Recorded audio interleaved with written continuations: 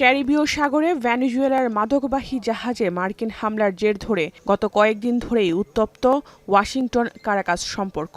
সেই আগুনে নতুন করে ঘি ঢেলেছেন যুক্তরাষ্ট্রের প্রেসিডেন্ট ডোনাল্ড ট্রাম্প। এবার মার্কিন গোয়েন্দা সংস্থা সিআইএ-কে ভেনেজুয়েলায় গোপনে অভিযান পরিচালনার অনুমোদন দিয়েছেন তিনি। এমনকি দেশটিতে স্থল অভিযানেরও ইঙ্গিত দেন ট্রাম্প। বুধবার হোয়াইট হাউসে সাংবাদিকদের সঙ্গে সাক্ষাতের সময় একথা বলেন তিনি। সে সময় সাংবাদিকদের প্রশ্নের উত্তরে ট্রাম্প জানিয়েছেন, দুটো কারণে ভেনেজুয়েলায় গোপন অভিযানের অনুমোদন দিয়েছেন তিনি। তার অভিযোগ, ভেনেজুয়েলার সব অপরাধীদের কারাগার খালি করে যুক্তরাষ্ট্রে পাঠিয়েছে দেশটির ক্ষমতাসীন মাদুরো সরকার। এছাড়াও অবৈধভাবে দীর্ঘদিন ধরে ভেনেজুয়েলানরা মাদকের চোরা কারবারি করে আসছে বলে অভিযোগ তার। আর সেই মাদক পাচার করা হচ্ছে যুক্তরাষ্ট্রেও।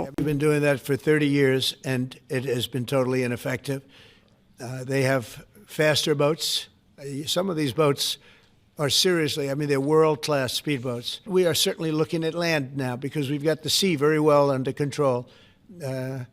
We've had a couple of days where there isn't a boat to be found.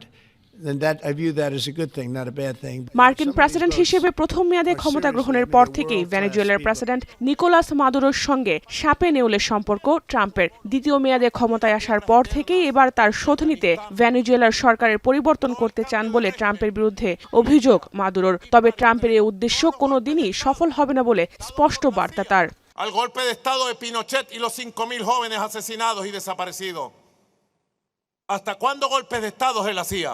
এছাড়াও ভেনেজুয়েলায় মূলত ট্রাম্প যুদ্ধকালীন ক্ষমতা দখলের চেষ্টা করছেন বলে অভিযোগ মাদুরোর, যা আন্তর্জাতিক আইন বিরোধী ও জাতিসংঘ সনদের পরিপন্থী। জাহানারা ভুঁইয়া, এখন বিশ্ব।